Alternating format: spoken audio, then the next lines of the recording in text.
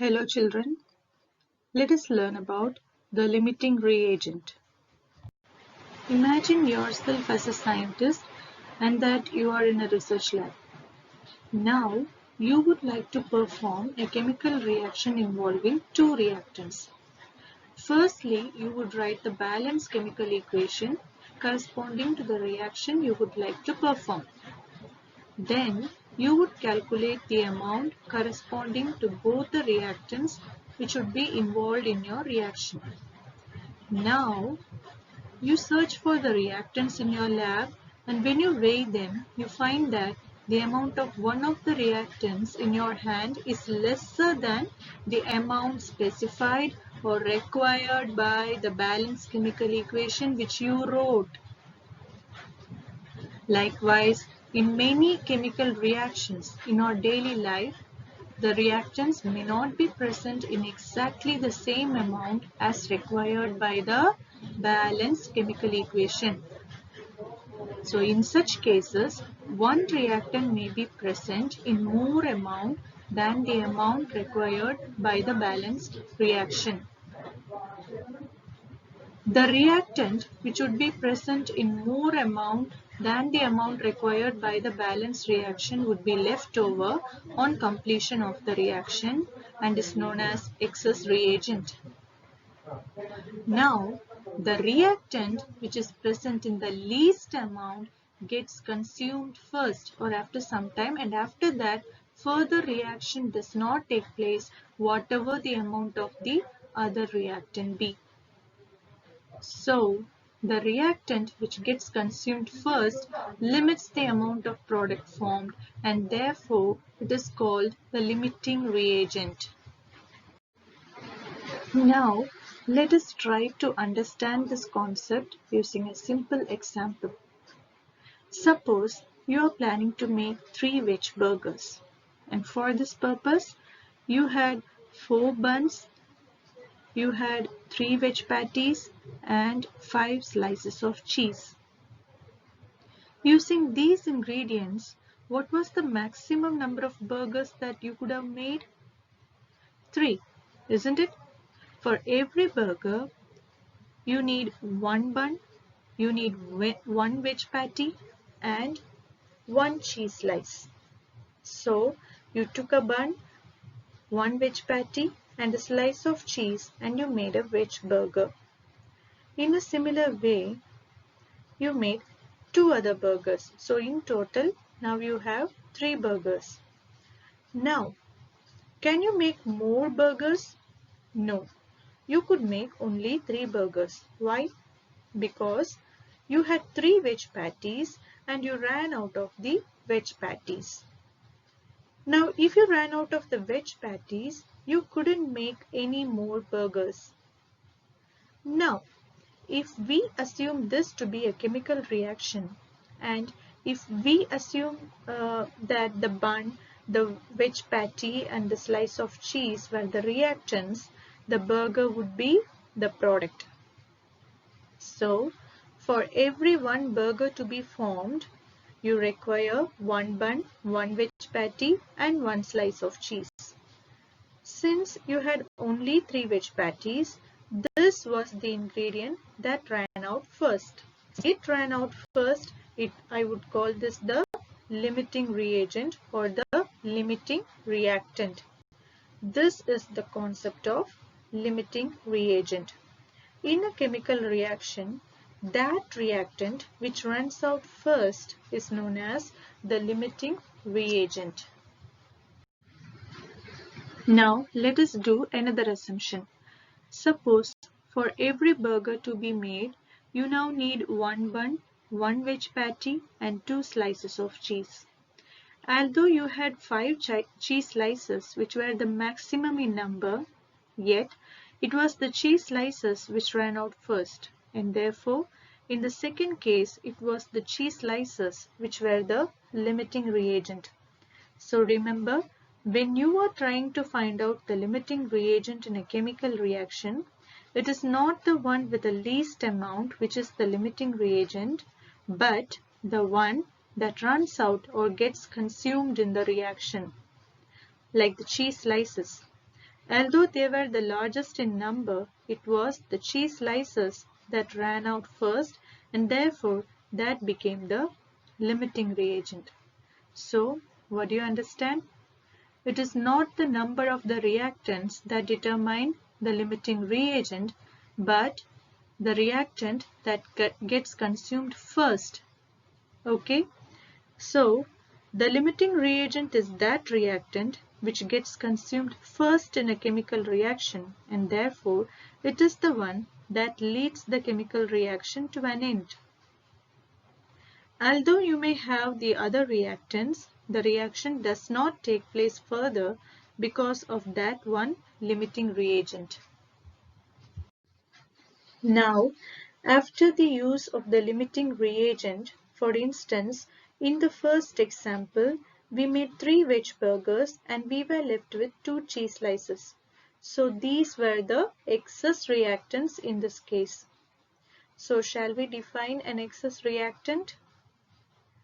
The reactant that is left unused in a chemical reaction is called the excess reactant.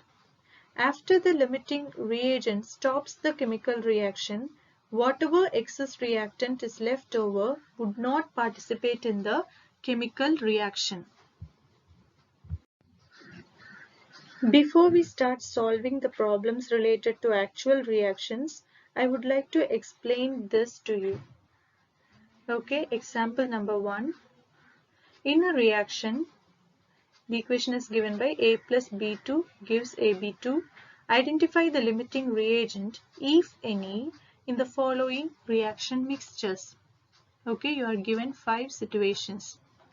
300 atoms of A plus 200 molecules of B, 2 moles of A plus 3 moles of B, 100 atoms of A plus 100 molecules of B, 5 moles of A plus 2.5 moles of B, and 2.5 moles of A plus 5 moles of B. Okay, now let's solve the first case. Okay, don't get panicked by the terms like atoms, molecules, moles and all. Okay, so this is very easy. You know that the limiting reagent is the reagent which gets consumed first in the reaction. So first of all, compare the amounts of A and B to find the limiting reagent. Now let's take the first case. You know, according to the given reaction, what is the given reaction? A plus B2 gives AB2. One atom of A will react with one molecule of B2 to give one molecule of AB2. So, keeping this in mind, if there are 300 atoms of A, then 300 atoms of A should react with 300 molecules of B2.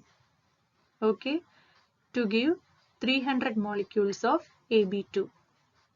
Here you can see that the ratio of the atoms of A and B2 is 1:1.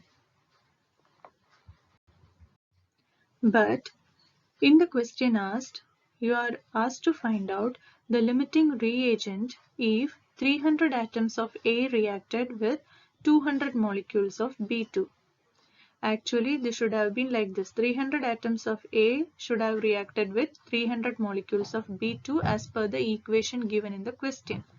But in the situation given, you are told that 300 atoms of A alone reacted with 200 molecules of B2. So B2 will get consumed first in the reaction. Therefore, B2 is the limiting reagent. Now, what is the next question?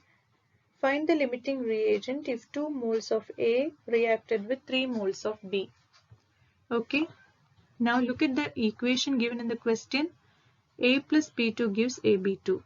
So 1 mole of A will react with 1 mole of B2 to give 1 mole of AB2. Now what is the situation given in the question? 2 moles of A reacted with 3 moles of B2. As per the equation, it should have been 2 moles of A that reacted with 2 moles of the molecule B2. But since it is 2 moles of A reacting with 3 moles of B2, here A will get consumed first in the reaction. Therefore, A is the limiting reagent because the molecule B2 is present in excess. 3 moles of B2 is there, whereas there are only 2 moles of A. So, A will get consumed first. So, A is the limiting reagent. Now coming to the third situation. Identify the limiting reagent if 100 atoms of A combined with 100 molecules of B. Okay. Now, as per the equation, one atom of A combined with one molecule of B2 to give one molecule of AB2. What is given in the question? 100 atoms of A should combine with 100 molecules of B2. So here the ratio is the same, 1:1. So in the third situation given, equal number of atoms of A reacted with equal number of molecules of B2. So you can see that there is no limiting reagent in this case. Coming to the fourth question, identify the limiting reagent if 5 moles of A reacted with 2.5 moles of B. As per the chemical equation, 5 moles of A should have reacted with 5 moles of the molecule B2. But in the situation given, 5 moles of A reacted with only 2.5 moles of the molecule B2. So here B2 will get consumed first. So it is the limiting reagent. Now coming to the last and final question, identify the limiting reagent when 2.5 moles of A combined with 5 moles of B2.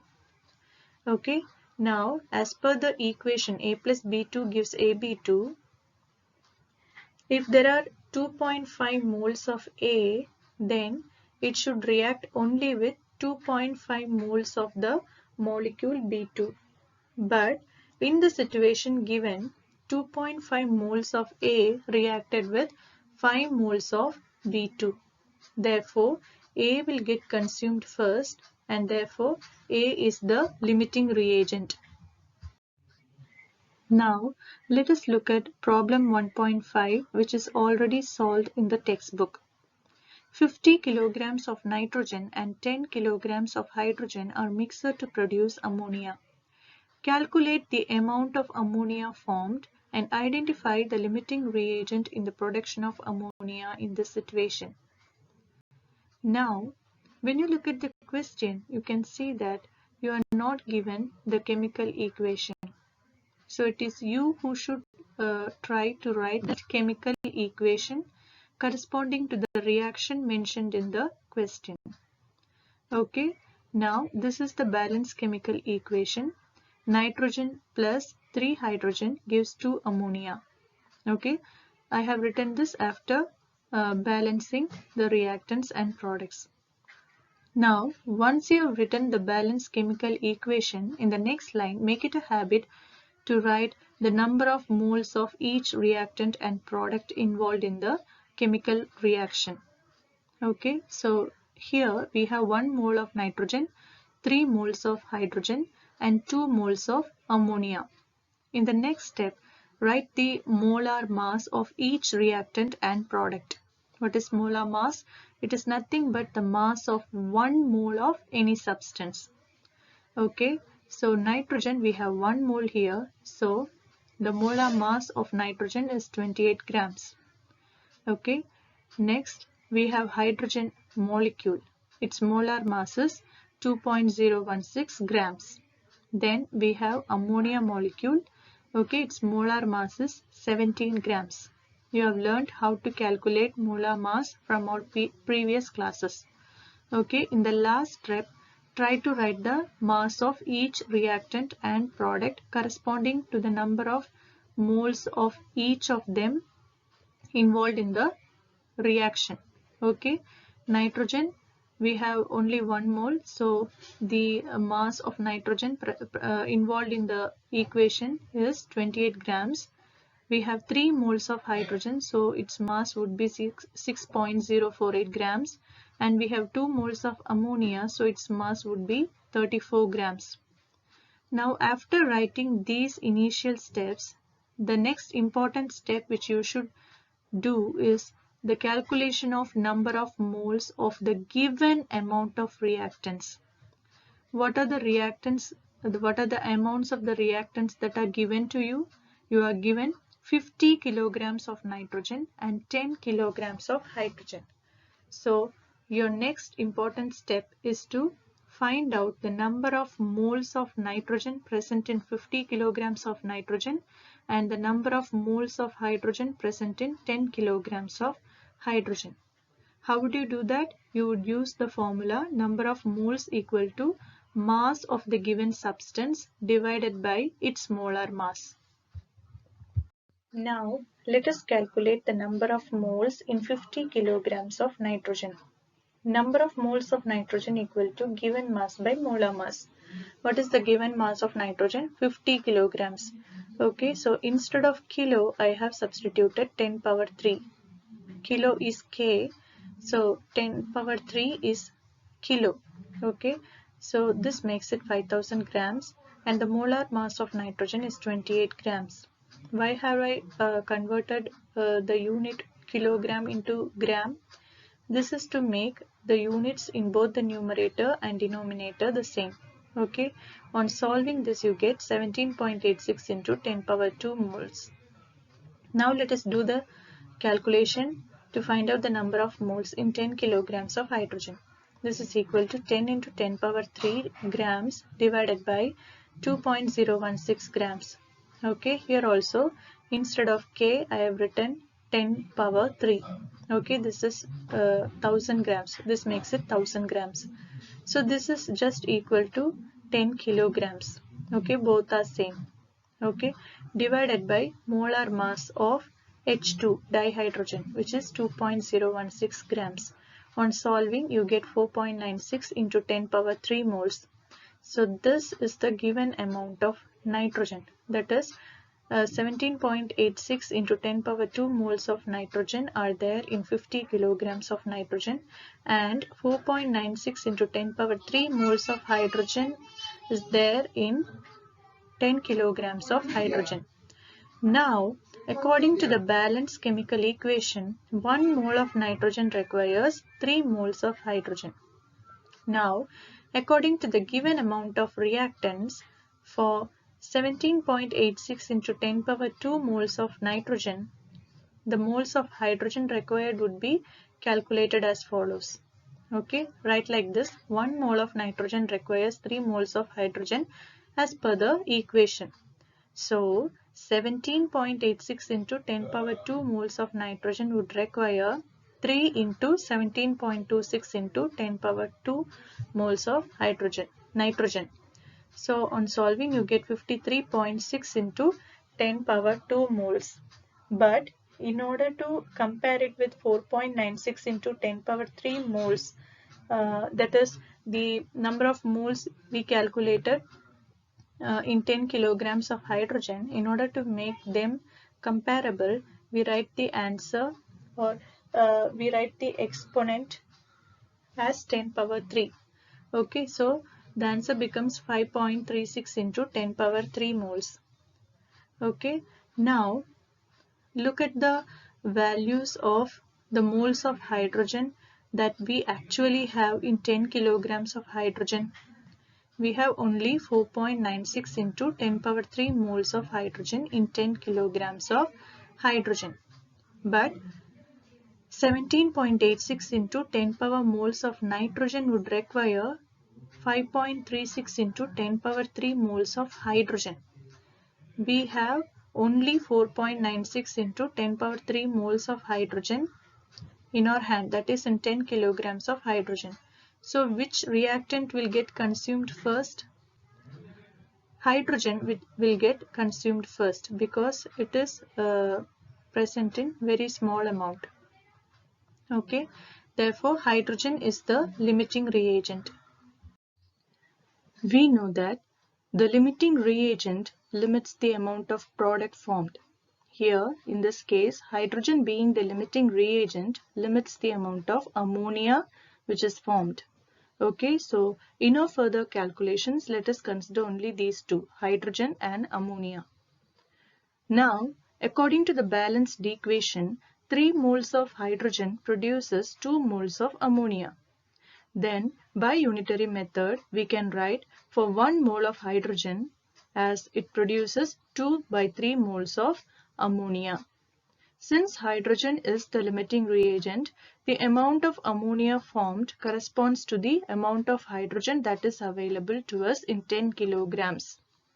Okay, how much is that? 4.96 into 10 power 3 moles of hydrogen. Okay, only the amount of ammonia corresponding to this amount of hydrogen would be produced. Therefore, again by unitary method we can do the numerical, like 4.96 into 10 power 3 moles of hydrogen would produce 2 divided by 3 into 4.96 into 10 power 3, which is equal to 3.30 into 10 power 3 moles of ammonia.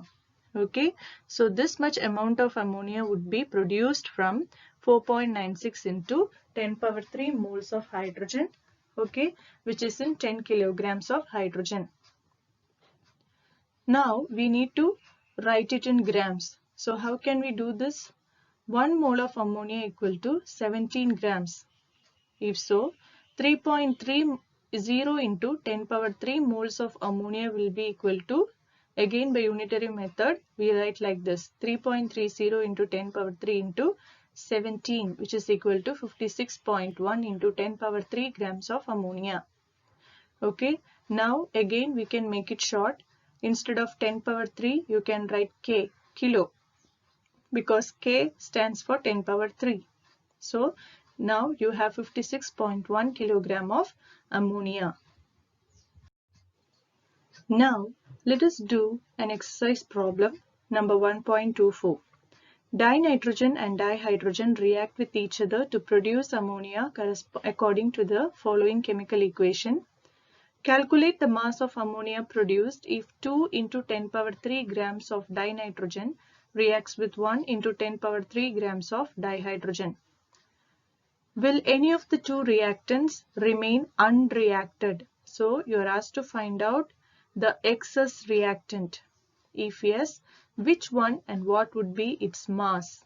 So in the next question you should write the name of the excess reactant, and you are asked to calculate the mass of the reactant which is remaining unreacted.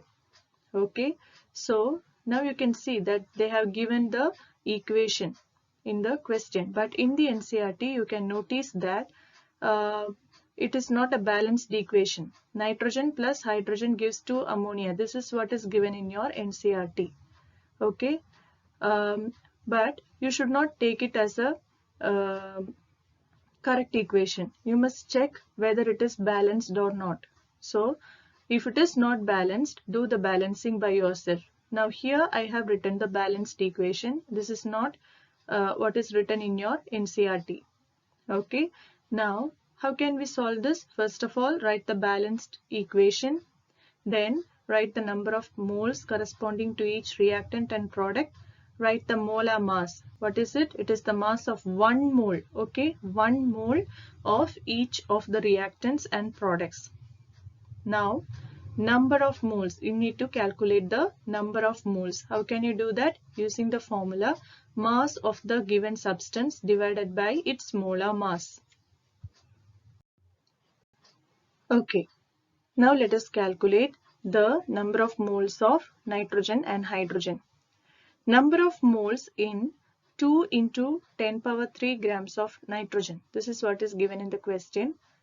Okay, 2 into 10 power 3 grams of nitrogen is nothing but 2000 grams of nitrogen. So applying the formula for calculating number of moles, you get 71.429 moles of nitrogen.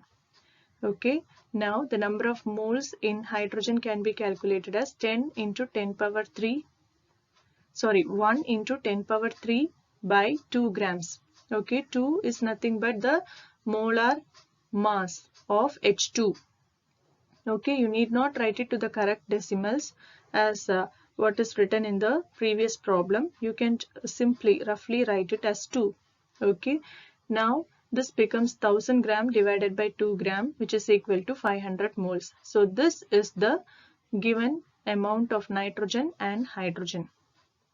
Now, according to the balanced equation, 1 mole of nitrogen would require 3 moles of hydrogen. Therefore, how many moles of nitrogen do we have in the amount given to us? We have 71.429 moles of nitrogen in 2000 grams of nitrogen given to us. So by unitary method, we can find out the amount of hydrogen that is actually required by it. Okay, therefore 71.429 moles of nitrogen requires 71.429 into 3. Okay, into 3 moles of hydrogen. That is according to the balanced equation. This is equal to 214.287 moles of hydrogen. So 71.429 moles of nitrogen would require only 214.287 moles of hydrogen. But we are given 1000 grams of hydrogen which contains 500 moles of hydrogen. Okay, and we have 71.429 moles of nitrogen in 2000 grams of nitrogen given to us. Now you can see that nitrogen, 71.429 moles of nitrogen requires only less than half the amount of hydrogen which is given to us in 1000 grams. Okay, so here the moles of hydrogen is excess, isn't it? We have excess hydrogen. Therefore, which reagent will get consumed first? Which reactant will get consumed first?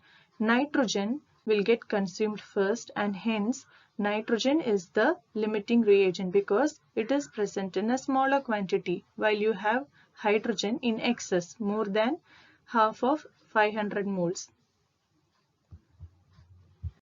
Therefore, nitrogen being the limiting reagent limits the amount of ammonia, which is the product formed.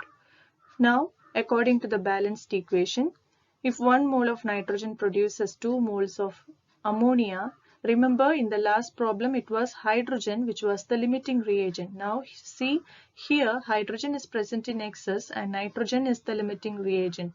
So we do the problem like this. If 1 mole of nitrogen produces 2 moles of ammonia, we have 71.429 moles of nitrogen in our hand, isn't it? In 2000 grams of nitrogen given to us. Okay, so 71.429 moles of nitrogen would produce, again we solve by unitary method, 71.429 into 2. Okay, so you get 142.858 moles of ammonia. Now you need to convert the moles to grams. As usual, you know 1 mole of ammonia is equal to 17 grams. Okay, if that is so, we have 142.858 moles of ammonia. Okay, you just multiply it with 17 and you get 2428.58 grams of ammonia.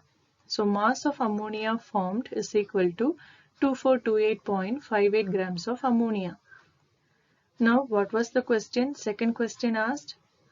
They have asked whether there is any reactant in excess. Yes, hydrogen is in excess. It remains unreacted.